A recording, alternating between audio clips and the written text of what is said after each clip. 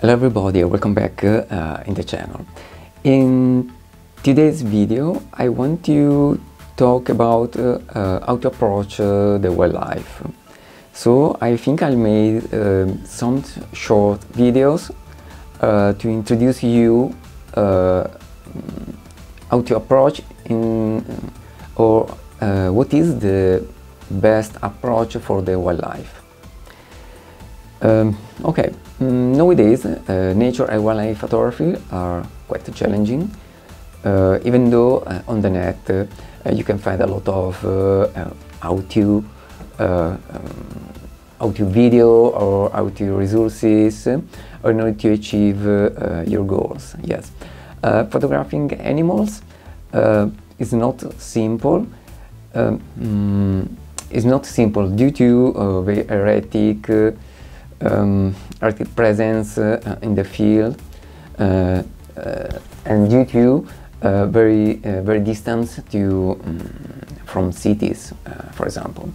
In fact, they often live in a really hard environment that are difficult to reach in some ways. But this only if you are speaking about top animals. I mean big raptors, bears, lions and tigers, or very elusive mammals. So in these short videos I'm going to show you some tricks how to approach the wildlife respecting the species, because the nature must be respected and preserved, mostly during the breeding season. It's not easy, I know, but you can learn that using some precaution everything is possible. But let's crack on. There is a question, and to start with this activity, where we are.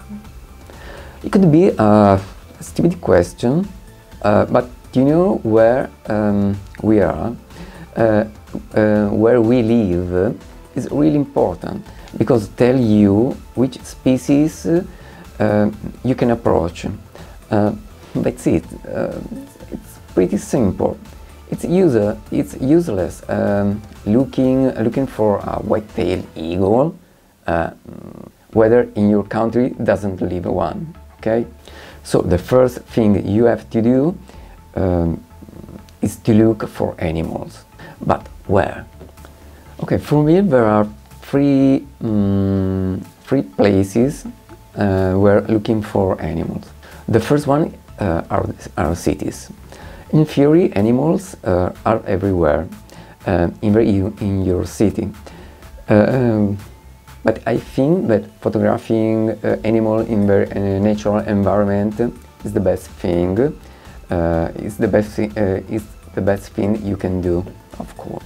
Of course, you can go in some local city park, and for sure you'll find many birds. Even though maybe many of them will be really common species, like pigeons.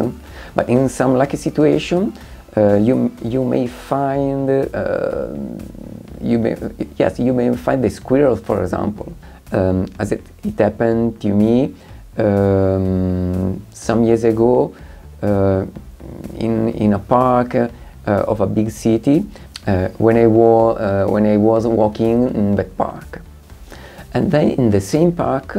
During the night it could be populated by nocturnal birds like owls. So in this case the message is check the same place more times and in different moments of the year, because you never know what you can find, and you could have a really good surprises. So never give up, okay? The second place where I'm looking for animals are the countryside. Yes, the countryside is my second best place, even because it's usually usually near a city, and going there will take less time. But not only the countryside are equals. Generally, I avoid places where there are crops of any kind, because usually they are popular. I mean that it will be easy to find men working, and as you know, wildlife is carried by men. But also in that case,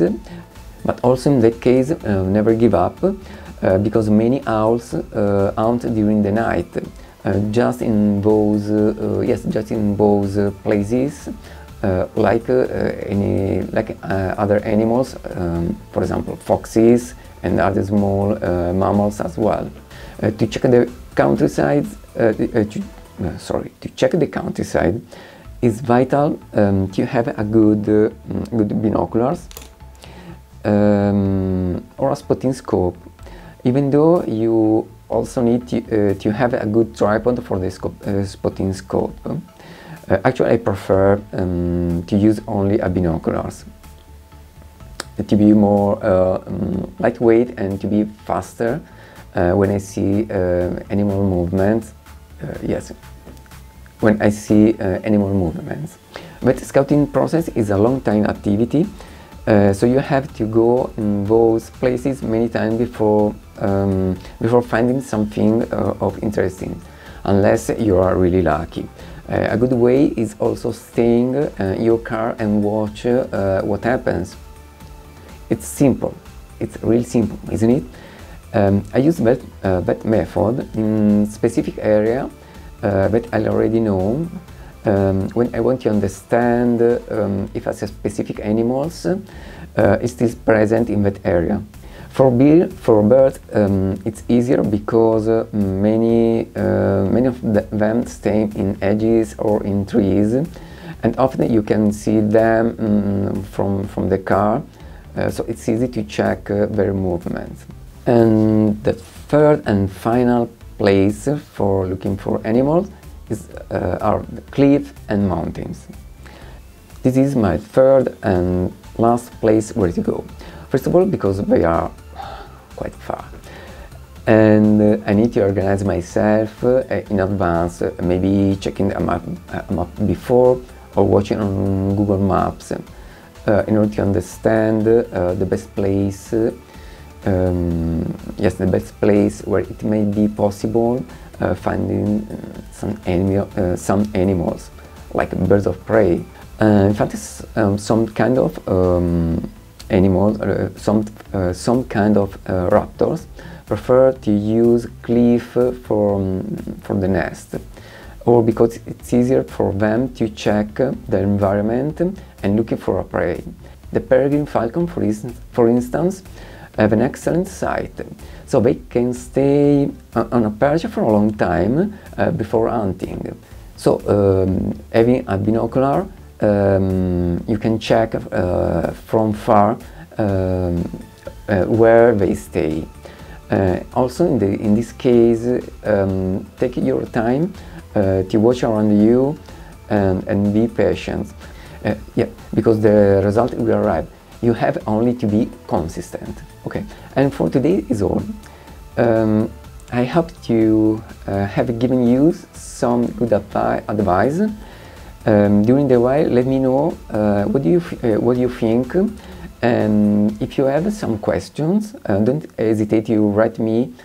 Maybe if you want, leave a comment in the comment section below, as well as to subscribe to the channel, of course. And for me, it will be a great help. Okay, guys, it's time to go. So, thanks for watching, and see you next time. Bye!